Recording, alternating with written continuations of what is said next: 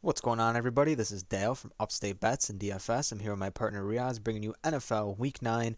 A couple lopsided games we got here. Not as bad as last week when we had something like the Rams as heavy favorites, or this was just 1 or 2 weeks ago where we had like the Rams as heavy favorites. We had the Buccaneers as heavy. Yeah, this was 2 weeks ago where the Buccaneers heavy favorites. A lot of blowout games. But here we got the Bills double-digit favorites. Dallas is actually coming as a double-digit favorite. We had the Chiefs favored by 7. So. We're going to talk all the 1 o'clock and 4 o'clock games. If this is your first time watching one of our Prize Picks video, welcome. If this is your first time playing Prize Picks, Prize Picks is an awesome app. This is where daily fantasy sports gets like extremely simplified. Basically, they put out a line for you guys. Hypothetically, look at Trevor Lawrence. He's at 227.5.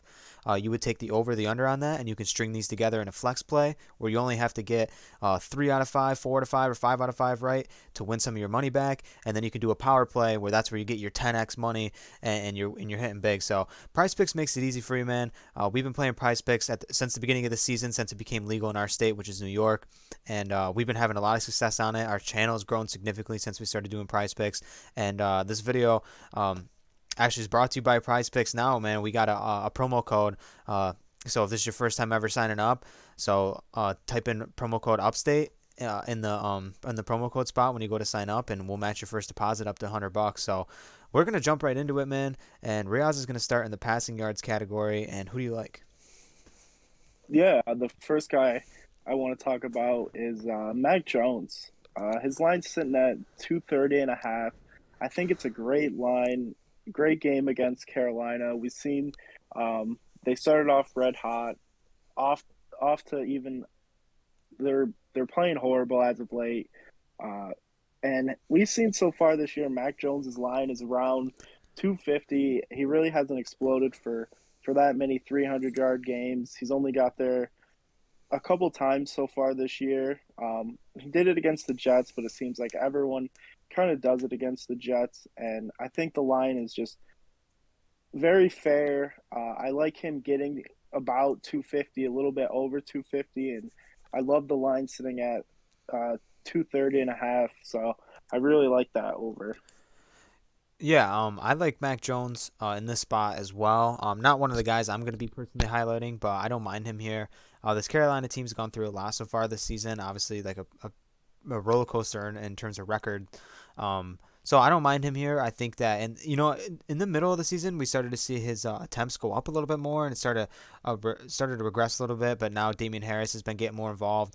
He's been seeing the ball a lot more. So I mean, I don't know. I like Mac Jones here. He was one of the first guys that I saw, but I just couldn't. I couldn't get myself to to really find a way to hop on him here. But this is pretty shallow for him, even though the game log doesn't look like that it's got a lot to show for it. But we know that New England is going to be pushing for a playoff spot, so they want to win these games. So I don't mind Mac Jones there. The second guy I'm going to be talking about here that I'm highlighting is Trevor Lawrence. I like his over. We saw that game just get ugly against Seattle right off the rip. Seattle drives right down the field. Geno Smith, quarterback sneaks one in, and I don't know. Urban Meyer, he's on the hot seat in my opinion. We'll see, but what I like to see is Trevor Lawrence throwing the ball 54 times last week. He didn't do he threw an interception and he didn't complete that many of his passes, only 32 of his passes that he completed. But he threw for 238 yards, and that's against the Seattle defense. That's not the greatest. So it doesn't look like that I'm giving you guys the best insight on this because obviously the Bills are a way better defense. But I just think if you want to play the same narrative where the Bills are going to get up big and the Jaguars are going to have to throw, and I think that they're going to score more than 7 points.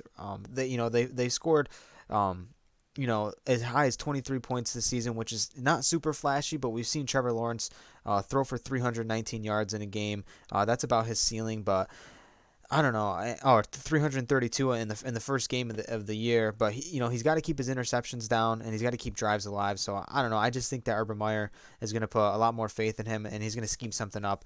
I don't think they're going to really compete in this game, but I just think that 227 is low for him. I think he's got a good shot to get there.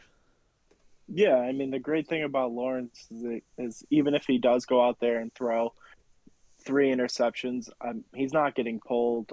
They know they drafted him um, number one for a reason.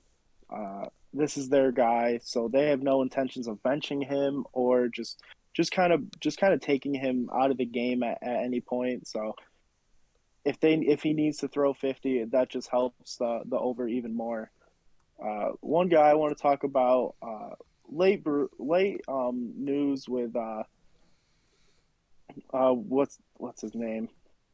Uh, I lost his name. Oh, there he is. Jordan Love's getting the start. Uh, oh my God, I'm Aaron blanking on his. Rodgers. I'm blanking. Aaron Rodgers has COVID. Um, after all of his weapons were out with COVID and COVID protocol. But I like Jordan Love here. He's been on the team for a couple of years now. He's sat behind Rodgers. He knows what the deal is. He's not going to go out there and really try to win the game. He's going to be the game manager. And Adams is coming back. Lazard is back. Unfortunately, Robert Tunyon is out for a while. But 225. I think just having Lazard and Adams back is great, and they're playing the Chiefs with a pretty horrible secondary. It seems like they get beat for huge touchdowns game after game. So I really like the matchup here. I think this is a very high scoring game. They have the over under at 48. So even with Rodgers being out, with Jordan Love being in here, it seems like Vegas and everything else has no problem keeping this game total pretty high. So I like Jordan Love here over 225 and a half. Yeah, I looked at this one. It wasn't one that I could really wrap my head around.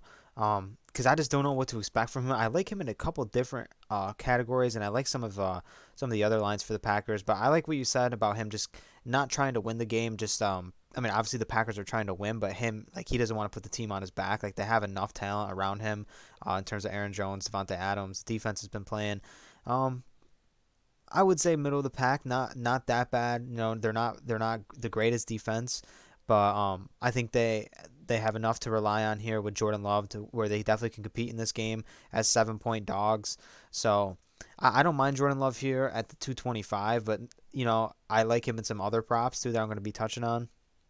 For me, the next guy we'll get to, that me and Riaz are both on is Joe Burrow. We're both on him at 265 and a half.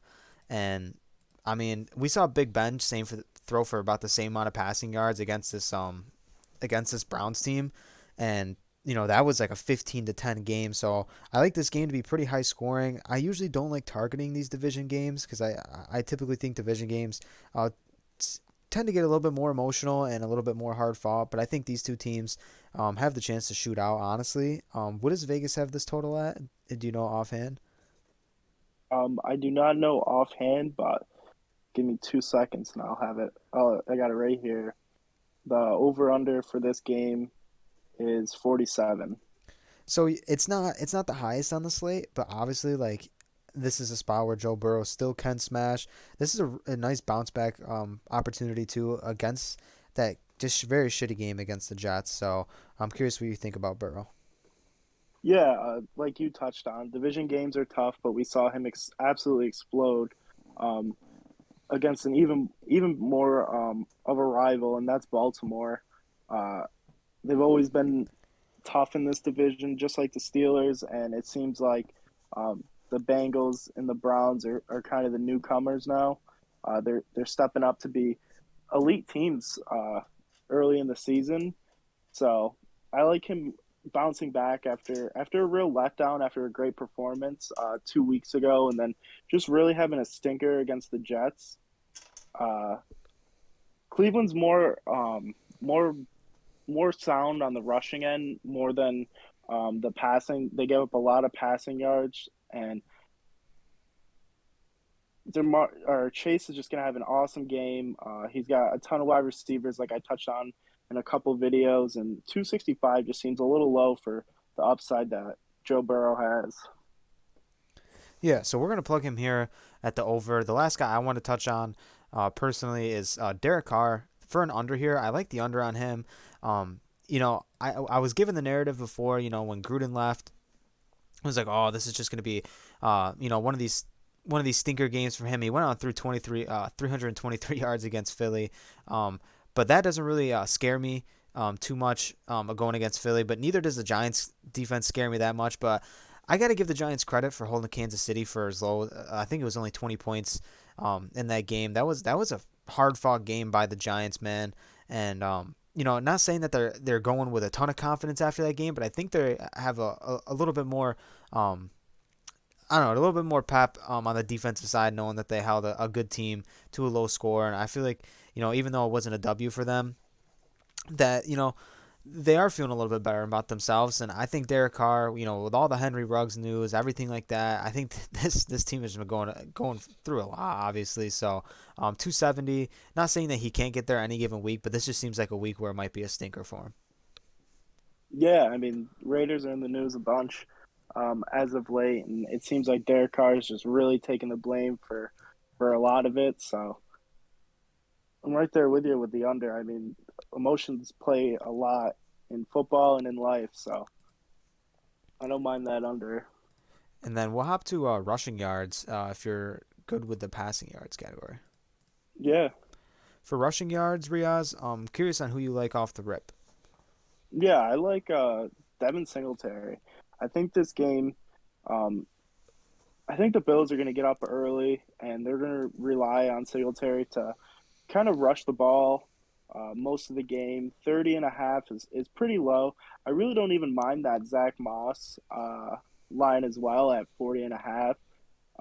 We've seen games where both of them explode for almost 100 yards, and that was a game like when they played on Houston and they were up big. So I don't mind either one of those lines. It's more of who you're kind of thinking here. I like Singletary personally. I think they rely on Zach Moss more in the passing game than the rushing game. And I think Devin Singletary is just a much better rusher than Zach Moss. But either one, I don't mind, but I'm leaning towards Singletary.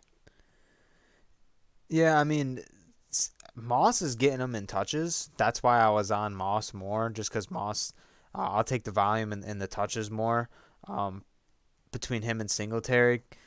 So I mean, personally, I like Moss more, but regardless, like neither of them the past two games have seen double digit attempts from the backfield. So it's scaring me a little bit, realistically between the two, but it should be a blowout. And if you want to play narrative, like that's how it should go. I think both of them have the chance to get over that realistically, as you said. So the next game I'm going to touch on, and this is an under actually. I like Alvin Kamara under. The addition of Mark Ingram. We'll see how that plays a role. This is after a full week of him joining the team, and this is what we're used to, man. With the Saints, this is the only thing they're missing here is Mike Thomas, Drew Brees, man, and this is what we're used to seeing. These two used to share snaps.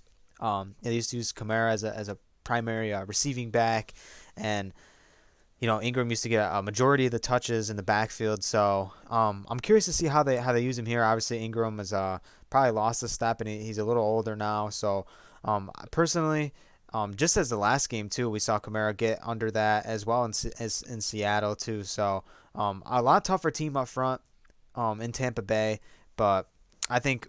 I think we'll just see how things plan out. And just kind of stay right in that game. I like the Ingram over, and that's pretty much just why I'm on the Kamara under. I think just in terms of volume, I think he's going to get there. Like I said, didn't show really good flashes against Tampa Bay, but I expect the attempts to go up and Sean Payton to really draw something up. Yeah, I mean, definitely having the full week of practice underneath your belt is definitely going to help Mark Ingram a lot. And it's not that we can't see Kamara rip one off and just break this over. It's just more of they're probably going to try to get Mark Ingram a little more involved just to give Kamara a little more of a break because they really didn't have anyone really giving Kamara a break so far in the year. They haven't had their bye yet either, so I like that under with Kamara, and I agree with you with Mark Ingram getting a lot of the touches here. And then who Uh, else are you liking here? I don't know if there's any quarterbacks you're looking at or anyone else here that's catching your eye. yeah, I like Josh Jacobs. His line's sitting at 56 and a half. He's got a nice matchup against the Giants. He's been hurt as of late. He's finally healthy. He should get a good run in this game. Last game against Philly, he only had 29 yards rushing, but they didn't really give him that many touches like we thought they were going to. And we saw early in the year he was breaking off big runs, scoring a bunch of touchdowns, and it's finally great to see him midweek get off the or the injury report.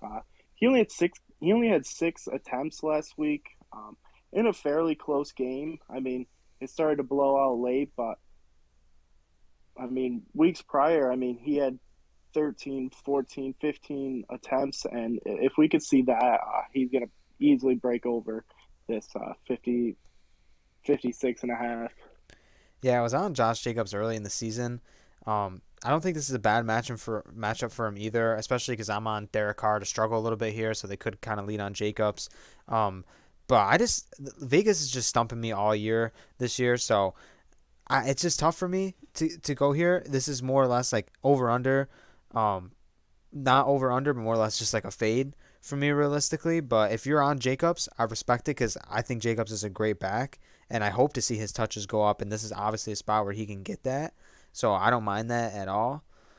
So if you want to continue on, or if there's someone else here you want to talk about, there's just one I wanted to touch on, but I'm just wondering if you had another guy. Yeah, going. I don't have anybody else. All these lines are pretty fair. I just had two guys really stand out for me. For me, I just had one more, and that's Jordan Love. He's at 8.5. Um, I mean, there's talks that he's a pretty mobile quarterback. He's not. I like to consider maybe like a pocket plus guy. He's not going to be like a. I mean, not necessarily like a Lamar Jackson type rusher, but maybe the type like a Dak Prescott that maybe can escape the pocket. He's got a little bit with his legs. In the game when he came in against New Orleans, the first game of the season, when he threw 7 passes that game, we didn't see him run the ball at all. But that's in just such a small sample size. And then he came in against Detroit. And he had 3 rushing attempts for -3 yards. So nothing here is really flashing you in the kind of in the most recent games. But I think in a full start, I'm not saying Kansas City's great up front, but if they can kind of get some pressure to him, maybe they do some safety blitzes or something like that, get some pressure to him a little bit, and he can kind of scramble out. This is just really like a dart throw. I wouldn't trust this in a power play, but in a flex play against this Kansas City defense, I like Jordan Love here, but I guess we'll just kind of see what he's made of. I guess in this game, so I'm down to take this 8.5. Just as him as an athlete, I like him. So we'll see what he's got realistically. Yeah, I mean, we saw in college his legs were a big part of him where he got drafted, and definitely when he feels pressure, he is going to run, and he's definitely got the legs to do it. And 8.5 really isn't that much to get. Yeah, I think he can easily get there like in one play. Not saying they're going to design like quarterback draws or anything like that for him, but on one where everyone's going deep and he can just kind of get through the middle and get like a 12 to 13 yard gain, I realistically can see that happening. Um, come Sunday at 4. So we're gonna hop over to receiving yards, and there's a couple guys here I like particularly. But I'll have Riaz start us off here. Yeah, I'm right back on Cordell Patterson with the Calvin Ridley news. Him stepping away for a short period of time, or maybe for the rest of the year. No one really knows. But Cordell Patterson's sitting at 33 and a half. He's going to be very heavily used in the passing game. They'll have Mike Davis probably getting a little more run in the backfield. Cordell's probably going to split out wide and play in the slot a lot for the rest of the year. And at 33 and a half, we've seen him uh, go crazy as being a wide receiver. I mean, 2 games, he went for 82 back to back. We saw the last couple of games, he really hasn't gotten that mark, but that's because they've been trying to get Kyle Pitts a little more of active, and Ridley was back. So with him being out, and they know what they got with Kyle Pitts, Cordell Patterson is going to be used a lot again in the passing game, and 33 and a half is just a little too low for me. Oh yeah, in the same game, man. I like Patterson here as well, but in the same game, I was just really deciding between Pitts and Russell Gage, but I think I'm more on Russell Gage just because his line's a little bit lower, and I think that he's going to be used fairly well. He's someone in season long that was kind of going at the end of drafts that people were kind of not necessarily high on, but more or less like a dart throw kind of guy. I think at 33 now with Ridley out, this is a solid matchup for him. Um, I mean, honestly, he stepped in week 2. He had 7 targets, and this is all obviously still with Matt Ryan, so there's no quarterback change or anything like this to make you think otherwise. He played 60-80% of the snaps last week too, which is nice to see. Um, but I don't know, it's just a groin injury. Obviously, people can be iffy about it. Um, but he just really didn't see a single target last week, which is scary. So, but I think anyone could. It's hard to adjust when your star receiver is kind of just like out of nowhere, and obviously we hope Calvin Ridley gets better, and we want to see him back on the field because he's a tremendous player. We like watching him play. Um, but besides for the fact that Gage didn't see a single target last week, I think it was just an outlier week, man. So I think Gage as a guy that can catch one for 33.5 yards, realistically 34 yards in one play. So I like his deep threat ability here, and I think that he's going to get some run pretty much all over the field. So, not one that many people are going to be on, but I do like it. Yeah, I mean, we saw Russell Gage step into the offense um, in a major way last year too. So the fact that he's just kind of a no show so far this year, it's just kind of weird. It's kind of like the Ayuk. Every year, you just really don't know what's going to happen, and that's the thing. We no one can really predict. And then the next guy I'm on, we're back in that Cleveland Cincinnati game. Like we said, it's got a 47 point team total, 47 point total. So Jarvis Landry, man, after getting the Odell Beckham news, we're not sure where Odell Beckham's going to land, but Jarvis Landry is sitting here at 51 and a half. We've seen Landry over the course of his time so far with Baker kind of be that guy for Baker realistically, and I mean, Baker peppers him with the targets, man. 8 targets, 10 targets in the last 2 games. So I like him in this spot, especially in a higher game total.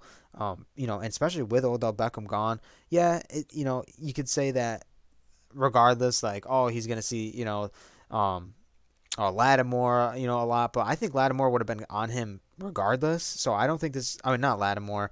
Um, I don't know why I was thinking he was playing the Saints. Realistically, but I think the one of the cornerbacks from the Cincinnati, I don't think is anyone's gonna give him trouble in this game. Whoever they decide to put on him, I don't really think that they're gonna give him much trouble with Odell there. That if he was seeing a lot of coverage, I think regardless, Landry's still gonna get his. So I like him at 51.5. Yeah, I mean, whenever you can get the number one guy for any team, right around 50 is just really promising to see. A game I'm going to jump to is the 4 o'clock game, and that's the Chargers and the Phillies game. I like Mike Wallace a lot. We saw him just be very streaky early on this season. The last couple of games have kind of not gone his way. He played Baltimore, New England. I don't know if that really has anything to do with it. I love picking apart the Baltimore Ravens, but New England does have a very good defense, and with Mike Williams, it's just great to see that. I mean, one ball he could score an 80-yard touchdown, and for him to be sitting at 52, we've seen him have multiple games of him having over 100 yards receiving. Early in the year, he was like the number 2 guy in yards.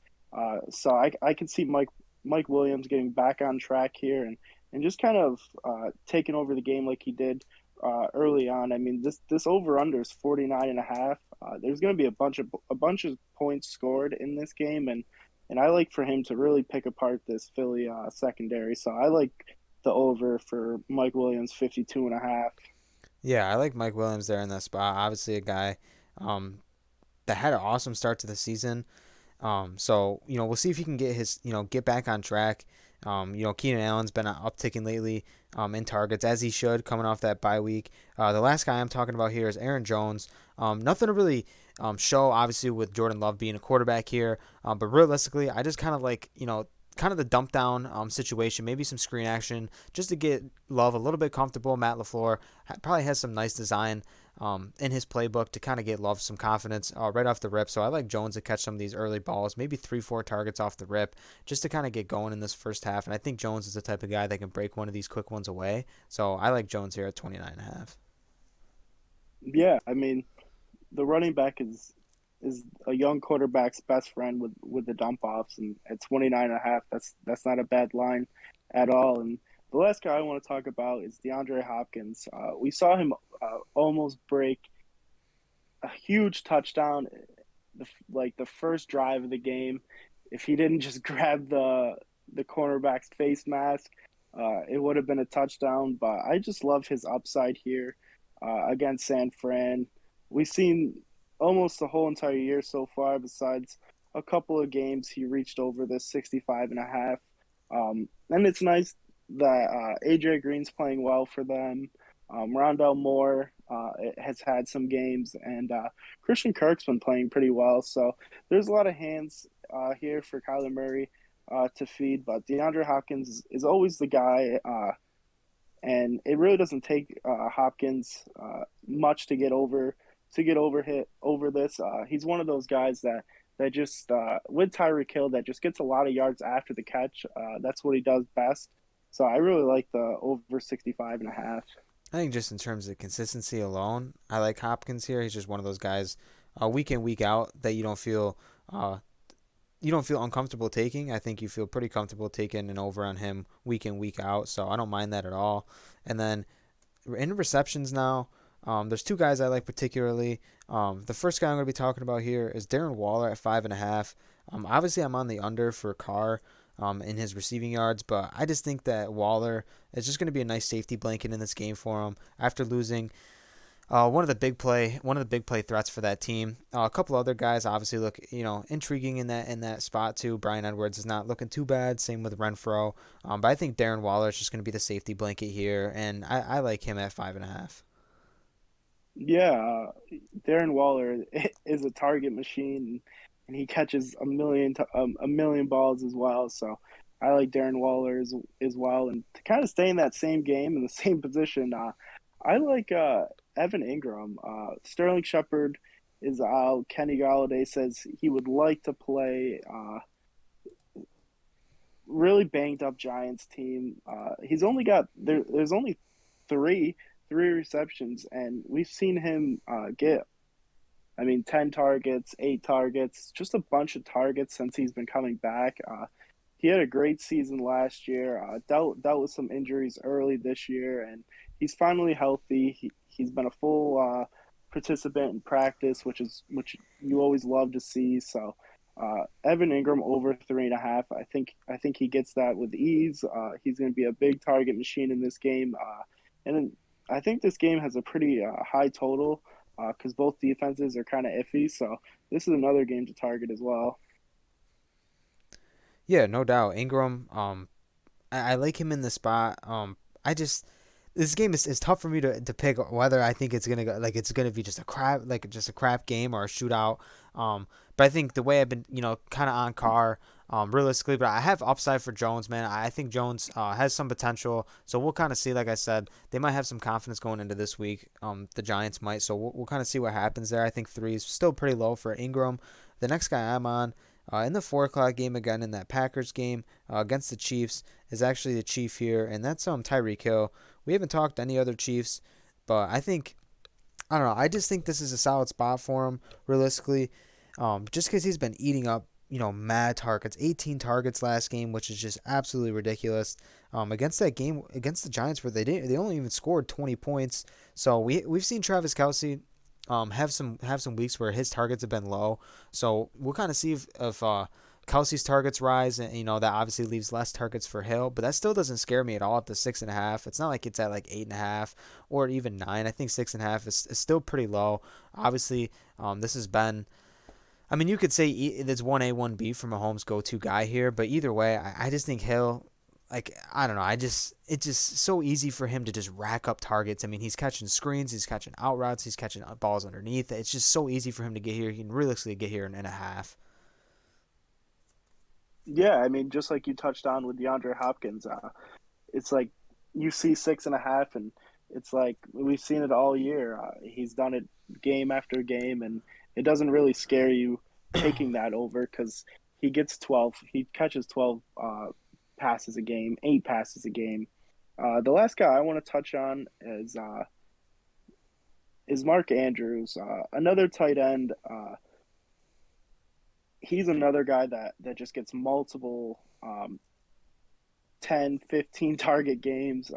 It seems to me that Lamar Jackson just loves throwing it to him. I know there's Hollywood Brown, but he's kind of the big play guy, and Mark Andrews is kind of over the middle, little dump off passes.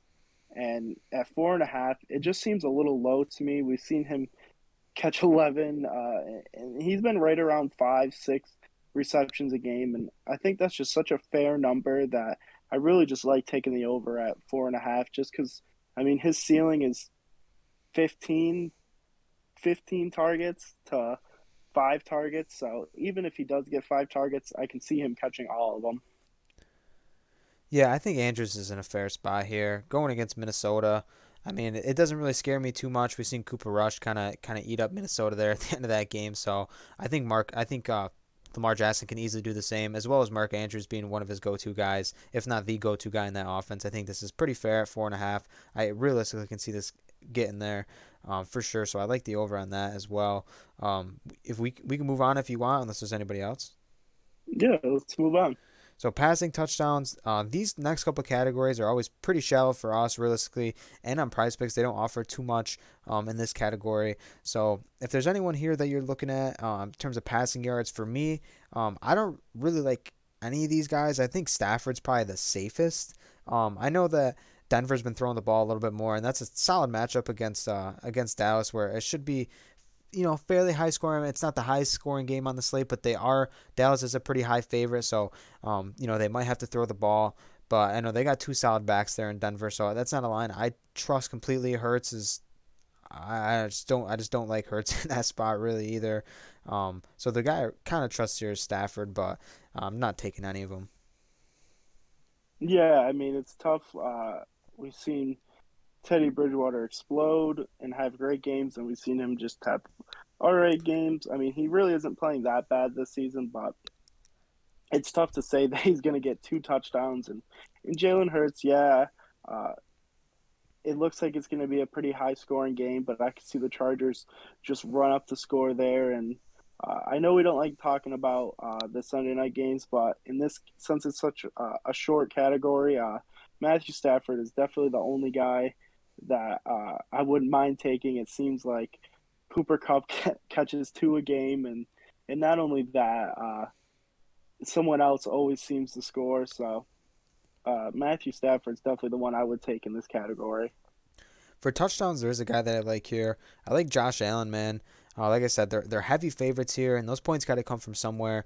Allen just does it week in and week out. I mean, he's so consistent as a player, and he's got legs on him too. They use him in the end zone, and I like to correlate this with another guy I like in the next category. So I like Josh Allen here at 2.5. It just seems like one of these where I just feel very comfortable taking. Yeah, the one guy I'm picking here is Joe Mixon. It seems like he just finds the end zone every single game. It's only 2 or 3 games he hasn't found the end zone yet, and it's great that it doesn't have to be rushing. It's receiving and rushing, and even if he wants to throw one in, I'm pretty sure that counts as well. So Joe Mixon just always seems to find the end zone, and that's my over half. Yeah, I like Mixon there in that spot too. For rushing TDs, none of these guys really, are really catching my eye too much. I don't know about any of you, any of them that you like for you. I mean, Chubb is not in a bad spot, but I don't know who else you like. I like Lamar. The fact that he hasn't scored a rushing touchdown in over 5 games just seems like he's just due for one. We've seen him just score so many rushing touchdowns and rush for so many yards that it almost seems weird that he hasn't scored one in a while. So I like that Lamar to score a rushing touchdown. Yeah, I mean, I don't mind that either. I'm kind of playing the same narrative in the next category with Stephon Diggs.